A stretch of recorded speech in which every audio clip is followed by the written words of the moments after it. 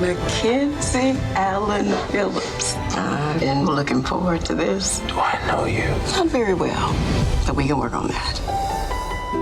With sales of over 20 million copies, The Shack continues to be one of the most talked about stories in recent times, as there is now a major motion picture starring Octavia Spencer and Sam Worthington. But the story of The Shack is all thanks to author William Paul Young, who I'm so happy to welcome to the show this morning. Good morning, Paul. Good morning, Carly. It is so good to be with you. Thanks for giving me the time. Well, thanks for writing this story, a story which, by the way, I read when it first came out. I saw the movie, and I sobbed both times. And it's weird because even when I was telling people here in the studio about the book and the movie, it's still something that you recommend and you tell all of your friends and family members to watch. Yeah, even though it's so wrenching because it deals with the greatest loss a human being can experience, and that's a loss between a parent and a child. But it deals with it in a relational way. It's not trying to preach to anybody. It's just creating a space so that you can come in and hear what you need to hear inside the adventure and journey of your own life. And I think that's really going to be helpful. And I'm watching it spill out like the book did into people's hearts and lives and make changes. And I'm thrilled to have participated in it at all. You know, it's a story about loss. I think one of the biggest issues, or kind of the thing that really stuck out to me, was a story of forgiveness as well, which I think is a message that I don't think we can hear enough, certainly in today's climate. Yeah, I think the timing of this is a God thing. I do.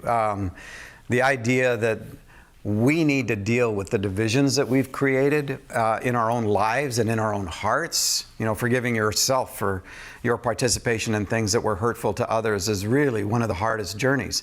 But there is confrontation in this film against our judgmentalism and a invitation to take some steps that are healing for ourselves. And then, of course, unforgiveness just permeates into all of our relationships and is somewhat of a disaster. It's like carrying a corpse around, and we've got to take steps and get out from where we're stuck.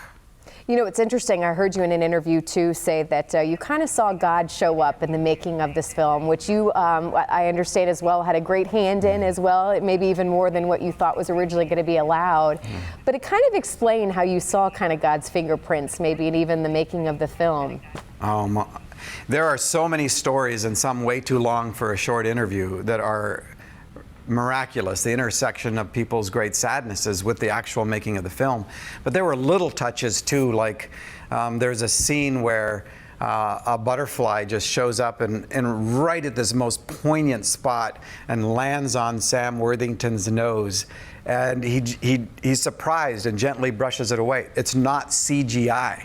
And it just, the timing of it was just perfect. You know, so there's little touches like that. But even in the lives of the people that were the crew and like the set director, the actors themselves, there were little beautiful things. And I think these things happen all the time in our lives. We're just so busy, involved in some imagination that doesn't exist, that we're not present enough to see it. And this is an invitation to slow down and see what's right in front of us. Well, Paul, such an honor to talk with you this morning. We're out of time. I wish I had hours to sit and visit with you, but thank you so much for your time this morning. We appreciate it. Congratulations on all the success. Thank you, Carly, and one day we will have the time. All right, sounds good. I'll hold you to it. Thank you, Paul.